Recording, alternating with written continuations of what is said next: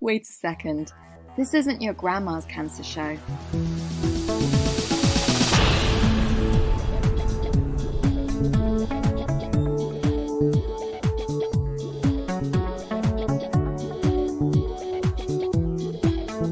Not your grandma's cancer show.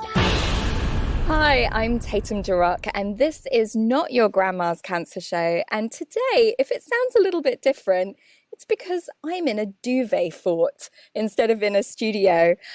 We are all actually in separate locations. We're keeping our social distance while still coming together to talk about how we're coping or not with COVID.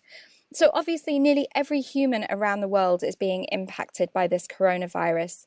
But for those of us who have had a cancer diagnosis, there are very specific ways that this is having a huge and far-reaching impact on our care, treatment, how we handle isolation, and our relationships. So I have 4 guests, many of whom are in their own duvet forts, on the line with me today, who have all been told that they need to isolate for 12 weeks. We've got Karen joining us. She had chemo yesterday and is not only isolating in her house, but from her family, who also live in her house. So you can imagine that's quite tricky. So we'll hear about that. Rosie's in ongoing treatment. She lives alone and she's been coming together with others on Zoom, and she's going to have to share with me how she discovered Prosecco ice lollies and how I didn't know about this before. Ceinwen is having to be trained to administer her own immunotherapy treatment, and she's going to share a bit about that and, you know, what a massive change that is going to be. Joining me now is Christopher, and can you tell me where in your house you are? I'm under a blanket on my sofa in my sitting room. It sounds very cozy. And what day of isolation are you on? I made the decision to self-isolate 12 days ago. Okay, so you're ahead of the isolation curve for some people. And tell me, how did you find out you needed to isolate? The blood cancers have had some different kinds of information given to them in terms of needing to isolate. Can you tell me a little bit more about that? I found out about having to self-isolate through the blood cancer charities. It was a little bit confusing, the messages that were being sent out, because of people being at different stages. So in the end, I actually emailed one of the charities for them to clarify whether I should be in the 12 weeks isolation or I should just be doing what the general public are doing. So you have a chronic, and I'm always hesitant to say this word in case I say it wrong. Is it lymphocytic? Am I saying it right? That's right, yes. Okay, a leukemia. And you have been on watch and wait since 2008. Yes. And so with that, like, you kind of needed specific information for where you were at as opposed to kind of like a generalized information. Did you feel that you got that? Not really, no. I think I did have to search it out. And like I said, it was kind of still unclear and uncertain. So I don't think it was very, very accessible at all. Right. And how did that feel? It was a bit overwhelming and a bit frightening, because you're really not sure if you're doing the right thing. Because I think that's the thing with the speed of this and the changing information. It's sort of led to kind of a void of, you know, everyone's got their own very specific place where they are. So how did you make the decision to isolate? I think I just decided to sort of err on the side of caution and follow the sort of 12-week guideline initially until somebody said to do otherwise. Yeah. And is your partner isolating with you? He is, because of following the government's shielding advice. He has as well, but his work would have led him to stay at home anyway, so he's been working remotely. Have you noticed a difference in isolation from week 1 to week 2? Strangely, I've been busier than I normally am. Really? So it has felt different because I've sort of been overwhelmed with dealing with certain issues around the local neighborhood. Um, so that has changed in that sense. And what about kind of emotionally has it changed? I felt at the beginning, after the first few days, I was a little bit weepy. And I think because some of the news you're hearing from Italy and Spain is so devastating, I found that quite frightening. And not just for myself, for friends and loved ones. Mm-hmm. It is absolutely devastating. And Mm.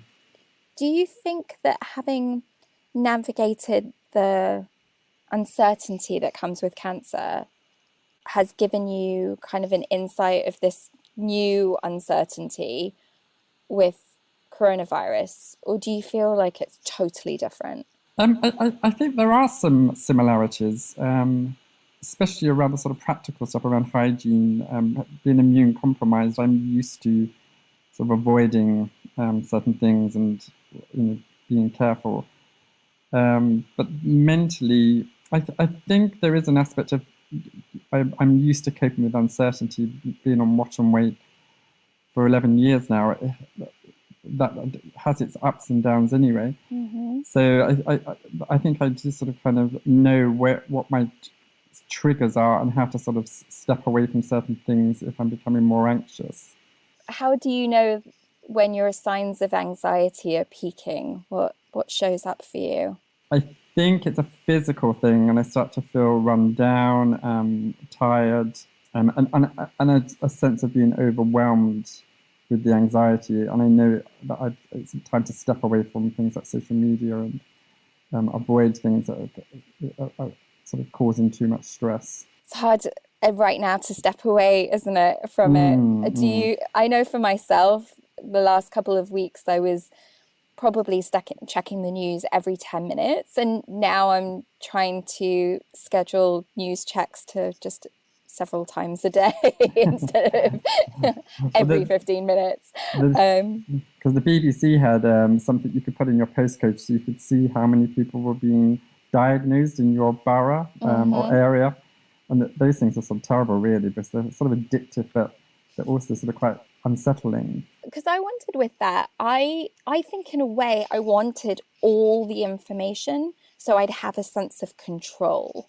That if I knew how many people were in the borough, that somehow, some part of my brain that's never done mathematics before is going to do some somersaults and it'll know something, it'll glean something. Because I think in this uncertainty, like we often attach to things, that we're trying to figure out. So I think it's really interesting to know where our anxiety gets channeled into. Sure. Do you think that your increased productivity of week 2 was a channeling force for you? Definitely. I was sort of thinking about this earlier, and I think what happens with me is when in times of sort of crisis, I go into my organizational skills go into overdrive. And I think it's a way of me sort of gaining some control of what's going on around me. And so you've been helping others at this time, coordinating for other people who are also isolating. Is that right? Yeah, so what I did, I already run a residents association, so I sort of had a network already established. So what I did was I rallied the neighborhood. It's a bit like herding cats, but we're kind of getting there. So what I wanted to do was create a sort of WhatsApp group of volunteers that can help local people that do need assistance, whether it's prescriptions or some groceries. So we have managed to set that up, and it's about 100 people. That's amazing. So it's quite good. Yeah, and so at this time where as part of your isolation, you can't even go to the shops or anything, is that right? Are you allowed to take a walk outside? I'm not sure, and I feel quite uncertain about. I'm sure I could if I'm using common sense, as long as I don't go near anyone and don't touch anything. I don't see why I can't, but I haven't because there's just been no clarification really. Yeah. There's no sure footing, is there? It's kind of like every step is like, well, how does this feel? Because there's not these parameters I have been out walking, but I did notice someone cough. I don't think I've ever noticed someone cough before. And I swear I saw the droplets. I don't know if I was, if I was superimposing that, but I swear I saw the droplets and like jumped out of the way. Like these sort of animated droplets coming out. Yeah.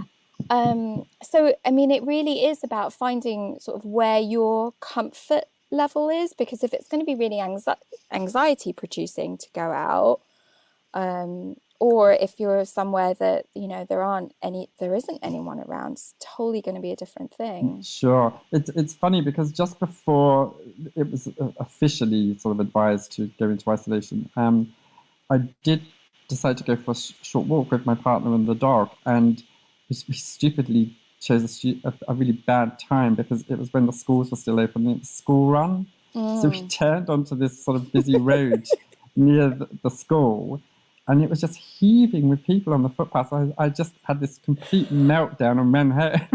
Yes. I mean, sometimes I feel that when I see school groups anyway.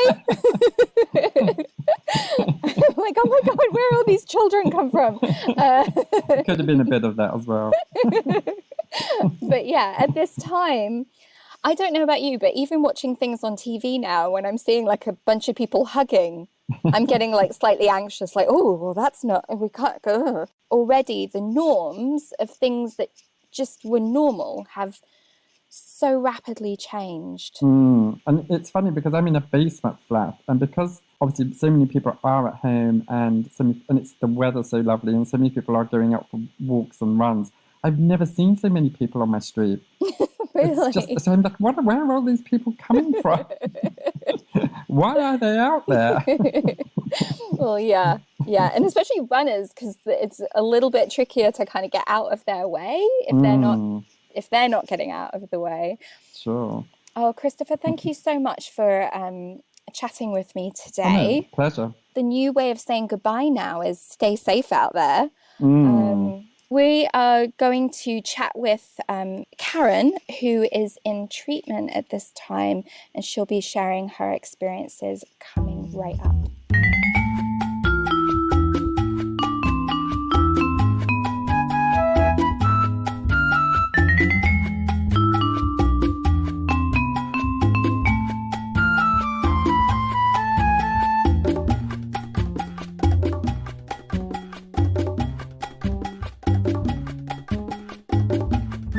Karen, welcome. Hi, Tatum. Thank you.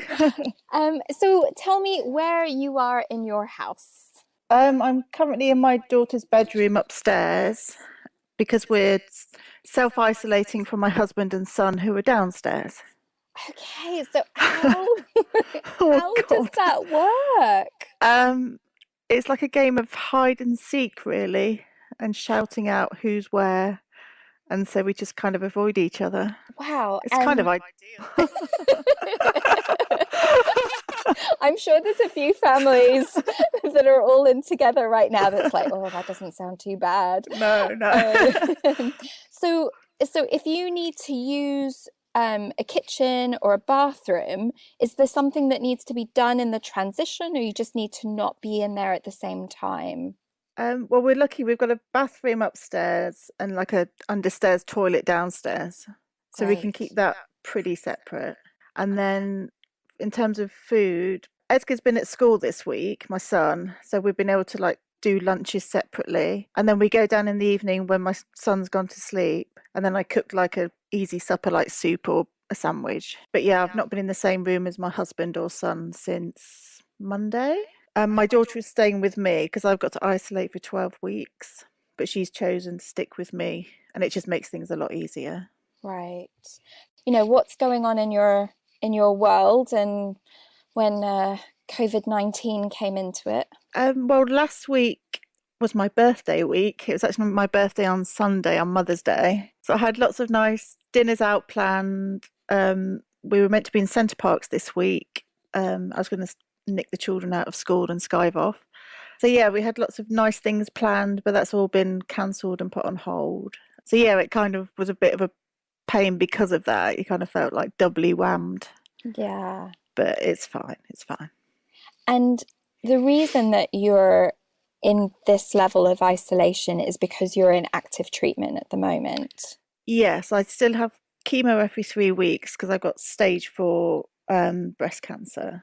So yeah, I am sort of extremely vulnerable apparently. I got the phone call on Sunday night from my oncologist to tell me I had to self-isolate and keep myself away from everyone for 12 weeks. How did it feel when you got that call?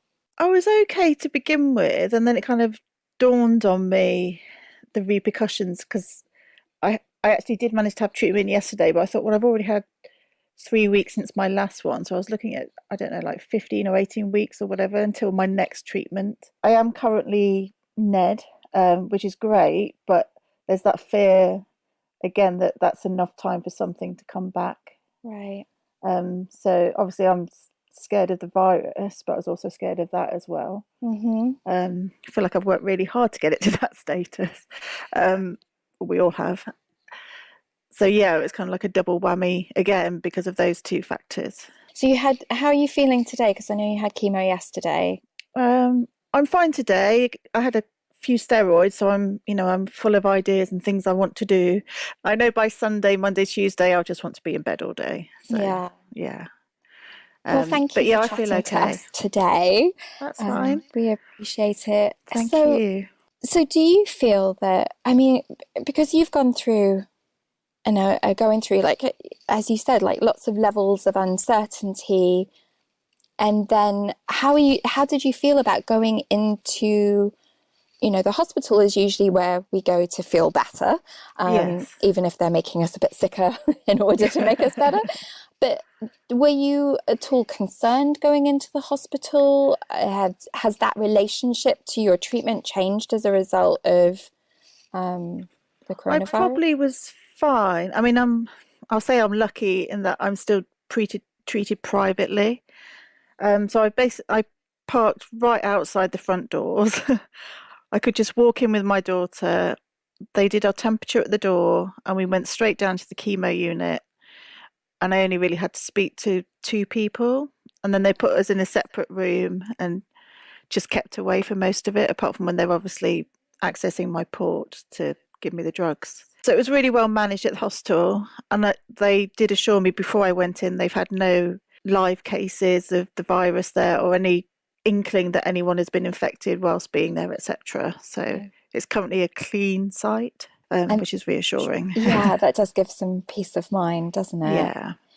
In your isolation, are you going out for any walks or anything?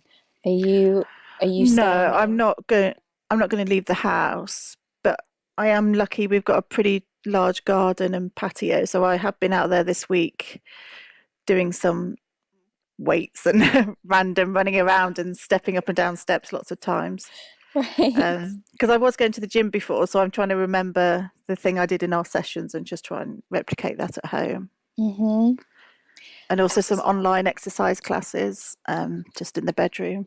I mean, I'm really glad your daughter's with you, but I think that's the thing, is realization that you're not going to meet someone for a coffee starts to set in. Yes. We don't even think about the urge that we have to hug people or touch people, I know. until you can't. And suddenly, like hearing your friend's voice on the phone, it's like, oh. It's lovely. It's lovely. I did do a Zoom call the other night with 2 friends, and that was really good fun. So I think we talked for about 50 minutes or something about nothing, but it was good. It was good. Yeah. And have you spoken to any other people with cancer that are also isolating? Only on WhatsApp, not sort of face to face. I did miss a group chat yesterday because I was in the hospital, but my local group did do one, so I'll do that next week with them, or just do some one-to-one calls myself. And is that reassuring that you know that you have those there of other people that understand, that get it? Yeah, absolutely. And they're all getting, different bits of information from different places, so it's all kind of coming together as one bulk of information. But most people are keeping themselves really safe because we know the risks, which I wish everyone was doing. Right. But yeah, we've got to keep ourselves safe because our underlying conditions are going to make it a lot worse if we do get it. And so mentioning that, brings to me, because I know generally there is frustration with people not really getting the big picture. Do you find yourself feeling quite emotional or angry with some of the conversations around it, or people not understanding it? Do you feel like your experience is kind of giving an extra level of emotion to it? Yeah, I think so. I mean, the people that I'm connected with, like on Facebook, they all seem to get it and they're all pretty sensible. But yesterday I had to drive myself to chemo, kept the windows up on the car, etc. But I saw like a group of 3 or 4 teenagers walking along really close together, and I thought, well, they don't all live together. And saw joggers jogging very closely past people with pushchairs and stuff, and it's just crazy. A lot of people seem to think they're immune to it, Mm-hmm. which they're not. Yeah. Yeah, and I think there's, with that confusion of the messaging, I think a lot of people have just not really got their heads around it yet. Yeah. And I guess a lot of us are thinking, as with underlying conditions, that if we're lying in a hospital bed next to one of those teenagers who was just walking around thinking they were invincible, that teenager is going to get preferential treatment to, say, me or someone else who has an underlying condition. How is I don't know that? if that's true or not, but that's kind of the talk that's going around. How do you feel about that? Like, how does that make you feel? It does make me angry at people that they're not considering all the rest of us in society. And I've never tried to like label myself as disabled, but things like this really do throw it in your face. Yeah, because there's a lot of that. Either someone's older or has an underlying condition, with the subtext being, well, that's yeah, which is it just makes it sound a bit like collateral damage. I think one of my friends said it's like, oh, well, it will clear the decks of us lot, won't it? So, which is quite a horrible thought. But do you find that dialogue about either being elderly or underlying conditions is changing at all? I've noticed even this week it's slightly different than last week, and I didn't know if that was just me or if you'd experienced that at all. I think it has possibly. I think there's been some more little films and messages around from people who were perfectly fit and healthy in every regard, and they've still struggled to get through it alive. And I think it's now we're starting to get these stories that it's becoming a bit clearer that it can affect everybody. Mm-hmm. I didn't feel like I was very clear about what the actual effects of the virus was and how bad it could get. It is really tricky to know, and when I was talking with Christopher, that came up again as kind of like, did anyone sort of talk to you specifically about your situation and how it might affect you? No. I mean, only pretty much my phone call on Sunday from my oncologist is that he seemed to think that me getting the virus was far, far more dangerous for my health at the moment than actually the risk of the cancer sort of growing back again. And I am still stage 4, so it's lurking around in there somewhere. Yeah. But it's not attached to anything at the moment. So you and your daughter are upstairs? We are, yes. She's just been asleep. She's just popped her head around the door to come and get me. Yeah. Oh, I have to lovely. go. Well, thank you, and keep in touch. Will do. Let us know how it's going, because we'll do some more of these as everyone is in isolation. I think it does change from week to week, kind of how we're coping with it. Yes. So thank you, Karen. Thank you. Good to hear from you. You too. Bye. All right. Thank you. Bye. So this is Not Your Grandma's Cancer Show, and we are talking about coping with COVID-19. And on the line with me now, I have Rosie. Hiya. So can you tell me what was going on in your life when COVID-19 stepped into it? Obviously, I work part-time for Shine. So I was just sort of going about my normal everyday business. And then I still receive my treatment every 3 weeks at the hospital. So, that was just kind of like my normal everyday life. And then obviously COVID came along and caused chaos. And tell me about the chaos. I just think it's a bit overwhelming, isn't it? For everybody, really. Everybody and everything is impacted in some way to different degrees. Um, for me, it was just it's the isolation again, and just the sense of like a lack of control over the situation, I think, and the fears and the anxieties coming again. So you live on your own, Yes, yeah. and how is that from a practical standpoint of isolating? In some ways, it's easier because I don't have to kind of keep myself away from my children or partner or parents. But in other ways, obviously, I still need to be able to get food and medication from the pharmacy.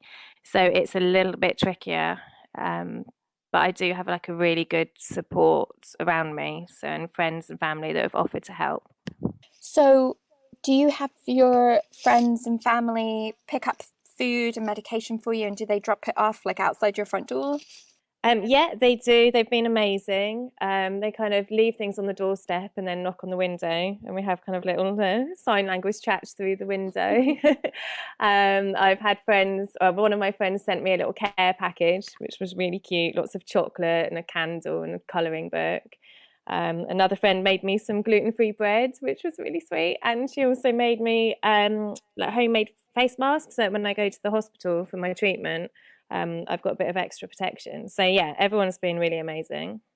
So Rosie, I heard that you had some thoughts about how Muggles are handling COVID. Yeah, I do. I mean, I think there's two sort of key points. The first is that actually this whole virus is very similar in a lot of ways to what we kind of experienced when we had our diagnosis. So there's a lot of kind of fear, uncertainty, kind of like the feeling of vulnerability, and all the anxieties come in. And I kind of think everyone's sort of questioning every symptom that they might be feeling, wondering if it's the virus. I know I obviously do that when I have a scan with my scanxiety. I'm like, oh, has it come back? So I can relate to that on a lot of levels. But then on the other hand, there's kind of less like this mass hysteria, lots of panic going on, panic buying at the supermarkets, which really doesn't help us because by the time we get somebody to go shopping for us, kind of the shelves are cleared. And people kind of still going about their normal everyday business as if it's not a real threat, and they're putting us at kind of more risk. I think people can relate on some level to what it was like for us to receive our diagnosis. But obviously we've already had that, and now we've got the fear of the virus on top of everything else. So I was wondering, Rosie, if you had received the email about the cure for COVID-19, and if those emails about the cure remind you of any other curing emails that we may have had about cancer in the past. Yeah, absolutely. I actually had one of them forwarded to me. I did kind of have to say, look, have you checked your facts here? And sent a link to one of the myth-busting websites. And it's obviously, I know it comes from a place of love and care and concern, but it's not particularly helpful. And when you've been on the receiving end of them for kind of coming up to 4 years with the whole cancer thing, it's just a little bit exhausting. And you kind of think, if all I had to do was drink hot water with lemon, then, you know, the whole world wouldn't be kind of falling down around us. So yeah, it is frustrating, but I do kind of understand where it's coming from. It seems a bit about what you've learned from cancer and already going through that, like the fact that you had your myth-busting websites on hand was really useful. Yeah, definitely. I just kind of feel like I can kind of be the calming influence where everyone else around me is freaking out, because I've had that experience for however long, and obviously the knowledge of how to look for what is fact and what isn't, then I can kind of just like help people to chill out a little bit. And speaking of chilling out a little bit, I did see that you did a Zoom call and you were mentioning Prosecco ice lollies. I'm not sure where I got the idea from initially. I might have kind of just made that up myself, but either way, basically after my last party, I had a few kind of bottles half open, and I wasn't feeling the need to finish them there and then. So I also obviously didn't want to waste them. So yeah, I've got some of those ice lolly things from Wilco's, and just filled them up, put them into the freezer, and they've just been in there for a little while. But obviously now I'm kind of trying to make sure I've got some actual sensible food in the freezer. So I thought it'd be a good idea to defrost them while I was having one of my virtual socials the other day. Oh, I love that. I can't wait till I am allowed into a shop to be able to buy some Prosecco, just to try that. Thank you so much, Rosie. Do keep in touch, and with how the isolation is going. I'm always down for a Zoom call. So, Brilliant. And once I get my hands on Prosecco ice lollies, I will be joining you. Amazing. Oh, thanks for having me. Thanks, Rosie.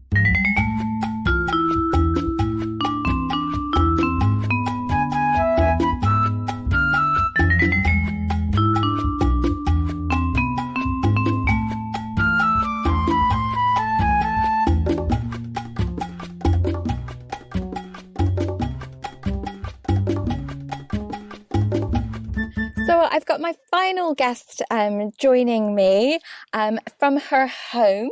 Ceinwen, where in your house are you? I'm in my box room, which basically just has our wardrobe and a bunch of coats in it. So, we were told to be in rooms with soft furnishings to prevent echo. So I'm just basically talking into a duvet and all of my clothes. Lovely. Yeah. And so tell me about your cancer and how COVID-19 is affecting you. Like other people, I had cancer. I'm in remission for cancer. What I'm struggling with is the after effects of the treatment. So I've got an immune deficiency as a result of some of the treatment that I had, which was 10 years ago now. But it means I have to go to the hospital for an infusion every 4 weeks. And so I've just been trying to figure out what to do about that, because going into the hospital obviously is something we want to try and avoid. So I've been spending a lot of time this week trying to switch to home therapy, which is something I never wanted to do. But I figure now is the time to embrace it. Try to become my own nurse. I imagine you'd be a bit stern with yourself. I don't know. Either that or give yourself copious amounts of chocolate. Yeah, it's going to be interesting. So what does that entail? I've been working on it all week, but I think what it's going to mean is I've got to go in next week for training, apparently, for a few hours. And I think it's subcutaneous. So hopefully, it's not going to be a big needle. There is an option to give yourself an IV, and I just thought that was probably beyond my skill set. So it's just going to be a subcutaneous, I don't know, some kind of injection, I think every day that I'm going to have to do. So the reason that I've never wanted to do it before is because at the moment I go to the hospital, I get an IV once a month, and then I basically don't really have to think about the treatment again. Which I kind of liked mentally, having a break from it. So now I've got to remember to do it every day. But, I'm locked at home. What else do I have to do? And how is being locked at home? So I spent 6 months in isolation when I was getting chemotherapy 10 years ago. And I can't decide if it's better or worse to be in isolation with your family. I mean, obviously I love them dearly, but my husband and I are trying to figure out how do we split our time so we can both work and also homeschool our daughter, who I have to say is not particularly enjoying being homeschooled by either of us. So yeah, it's interesting. It's just obviously we're really lucky. We've got a house for the three of us with a garden, so we can go out into the backyard. But it's just really strange to not be able to get away from these people. None of this is happening, I was going to say in isolation. I mean, it is. But like when you're sick, there are other people around that, sometimes can help, or, they're in and out, so you can get some peace and quiet. But this is like also your daughter being home and needing to be homeschooled, and there are demands there at the same time as now new cancer considerations and treatments that you have to give yourself. At the same time, your partner is, home. At the same time, the rest of the world is also going through this massive shakeup. We were talking earlier about underlying conditions, about how that's been sort of portrayed in the media. I was really upset, actually, because they kind of, every time you heard about coronavirus, especially early on, they kept saying, oh, well, it's only people with underlying health conditions or the elderly that will die, as if all of us with underlying health conditions, like that's okay if we die. So that was really upsetting me. But I think, as it's gone on, more and more people get worried. It is clear that unfortunately, some people who don't have underlying health conditions also have quite a bad reaction. So we need to keep everyone safe. But I do think it's really hard when you have an underlying health condition. I mean, I'm trying to go outside once a day, like you're allowed to, but not, I don't go near anyone. I don't touch anything. If we need groceries, I have to send my husband. And, so it means like you have no other stimulation, which is difficult. And I think we're in for a really hard time for cancer patients as well, because, cancer treatment can make you obviously immune deficient or immune suppressed, and that puts you at risk. And so I worry for all of the people that we support in Shine, what it means for their treatment and how they're coping. Because I think having cancer is tough enough. It's, on a good day, it's hard. It's a lot worse now. So what are the main concerns that you're hearing in the Shine community? The main concerns are about disruption to treatment, first of all. So people who are hearing that their chemotherapy might be canceled or delayed and how those decisions are made. I think there's also been concerns about people having their surgeries canceled, whether that was surgery to remove a cancer or for things like reconstruction surgery. So, people who have had breast cancer maybe have waited a long time to have reconstructive surgery. Obviously, that's considered kind of non-urgent, so that's been canceled. But that still has an emotional impact on people. Those are kind of the main things at the moment. I mean, I know that the NHS is doing its absolute best to get information out to everybody, but I think when you're on the receiving end of that information, I think it's really important that patients have a good idea about why their treatment might be changed, why they might not be able to get a scan. Is the risk of going in for a scan greater than the need to have the scan at this time? So it's just really important for people, if they're getting information from their clinical teams about, changes to their treatment or their follow-up, even, that they're understanding why, that they ask the right questions, that they find out, why is this happening? And then also, what's the potential impact? And how are they weighing up risk versus benefit? Because I think there's just a lot of confusion from people about how those decisions are being made. Like there's a lot of confusion about everything at the moment. There is, if you're in active treatment or is your regular scans, like the upheaval of not having your scan is incredibly traumatic. And there's that alertness of your, all your senses become attuned to danger. I had a scan on Friday, and then I became incredibly paranoid because I was like, why haven't they cancelled it? Why are they letting me go in? Oh my God, it must be terrible. And actually it wasn't one of those scary scans. Yeah. On all ends of it, it becomes this ill-defined, and then you're trying to look for what the signs mean. sort of regular things become scary. So, obviously I go into the hospital, every 4 weeks without fail for my treatment. And now I'm thinking, right, okay, number one, how am I going to get to the hospital? Because I usually take the train and the tube. So I don't want to do that. So then I'm thinking, do I ride my bike there? But it's 13 miles to the hospital, and I wouldn't probably be able to ride back because I wouldn't feel well enough. So now I'm going to drive. So then I got to find out, is there parking nearby? How much is the parking? Then, you got to go into the hospital. And I'm like, what if there are people there who are ill and I have an immune deficiency? How do I make sure I stay away from them? So yeah, it's just all of a sudden every step of all of the normal things that you used to do seem a lot more complicated. And that's really stressful. Have you felt lonely? I have not felt lonely. I almost wish I had. I have a 10-year-old child. So I miss my friends. I miss, I have good friends that I would see on a regular basis. I miss going into work. Neil, who works for Shine, and I work in a co-working space, which we really liked.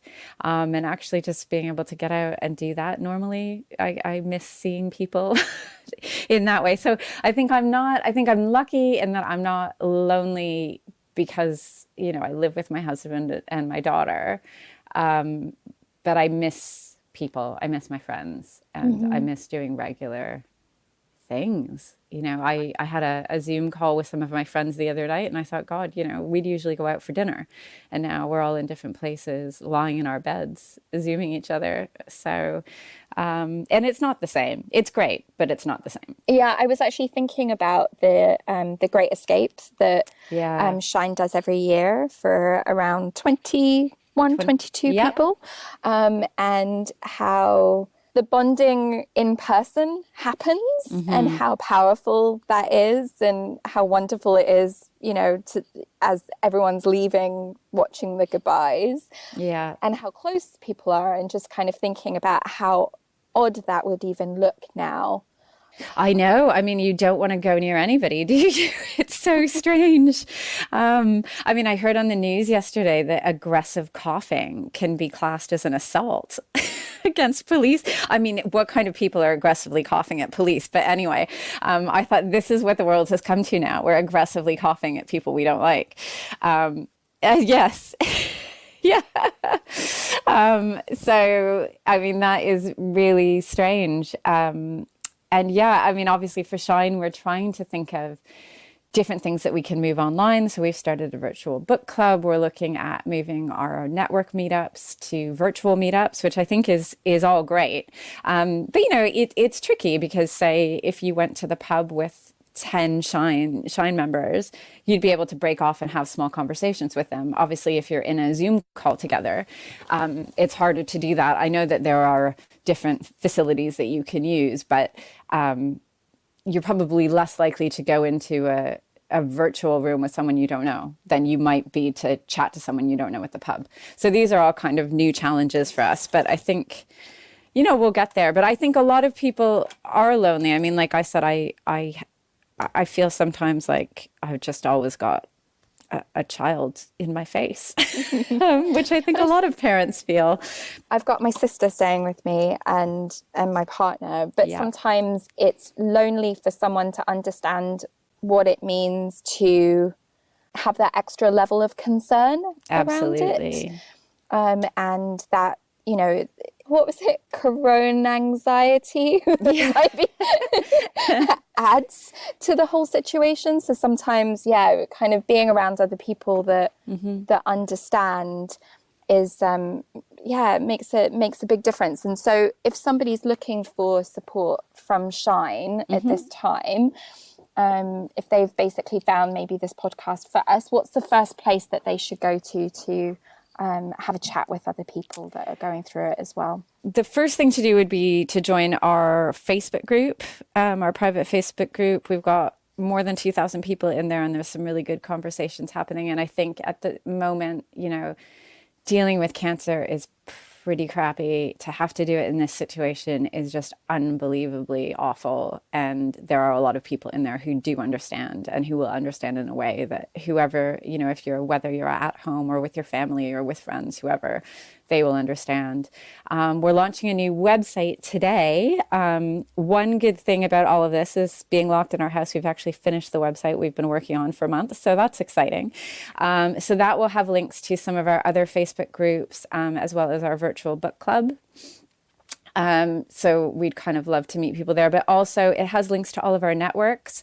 And although none of the in-person networks are meetups are going ahead, you can drop them an email and they'll be able to give you details of the virtual meetups. And again, I mean, we know it's not the same, but I think, like you said, there are different types of loneliness. And this is like, having cancer is so isolating. And then when the whole world is in isolation, I mean, it's just such a weird, unprecedented situation. So hopefully people will feel like meeting up with others over Zoom, because I think, even if you don't know people, Shine people are really great and they're really friendly, and hopefully that'll give people a chance to meet other people who understand their concerns, because it's really scary. It's a tough time. It is. It is a time when you do need other people, and when everyone else is in their own house. Yeah. Just layers upon layers of extra hurdles. And I know that I'll be putting up some yoga on the for Chinese for some chill out there as well. Well, we call it Tatum time. Don't sell yourself short. So some online Tatum time, everyone will appreciate. And that will be great, right? Because that's going to be sort of relaxation and stretching. And we'll do it live with Zoom so other people can see each other, which will be good. Because I think, that human connection, however we can create it, is still really important. And it is hard if you're alone in your house. The days can seem long, right? Mm-hmm. Definitely. And all blur into each other. They do. They seem pretty long if you're trying to teach your 10-year-old long division, I have to say. So how is Shine doing financially? Has this impacted the fundraising? Well, I think like a lot of charities, we are looking at a pretty massive hole in our budget. Obviously, the thing that we are most concerned about is surviving so that we can continue to support younger adults with cancer, and also our staff. We're a really small charity. We don't have any fancy offices. We work directly with young adults with cancer, but we've got a total of 5 staff members, and we want to make sure that they're okay as well. But we're probably looking at a hole in the budget of about £90,000 between now and the end of September. And one of the big issues that we have is that a huge amount of our fundraising actually goes on between March and September, because we do get a lot of sponsorship through mass participation events like the London Marathon or the Night Rider or the Vitality 10K. And obviously all of those have either been cancelled or postponed. So we're actually launching an appeal next week on Just Giving. So to try to help us weather the storm. So if anyone feels able to donate, we would really appreciate it. I was going to say also, the other thing that people can do is sign up to something called Give As You Live. So I know a lot of people are everyone is doing their shopping online. And so if you go to the Give As You Live website, you can choose Shine as a charity, and it means that we get a percentage of the value of the shop donated to us, but it doesn't cost you anything. And the percentage varies. So I think for, some retailers, it might just be like 0.5% that gets donated to us. For other retailers, it's 3 or 4%. So if you're doing online grocery shopping or shopping for any other essentials, you can do that. The other thing is Amazon Smile, which is a charity program run by Amazon. And if you choose Shine there, we get 0.5%, I think, donated to us for every purchase. And I know none of those things sound like a lot, but actually, if we have a lot of people doing them, it will really make a difference. But that's a long way of saying we're in the same situation as a lot of charities who rely on public donations. Thank you for that. And if if you're out there thinking that, you'd like a certain topic on this podcast, or you want to reach out to Shine, you can email info@shinecancersupport.org. And I want to say thank you to all my guests today, to Christopher, to Karen, to Rosie, to Ceinwen, and also big shout out to Radio Facilities for recording us all from all over the country in our own home. So we really appreciate that. We'll be back for more of Not Your Grandma's Cancer Show soon. Till next time, bye.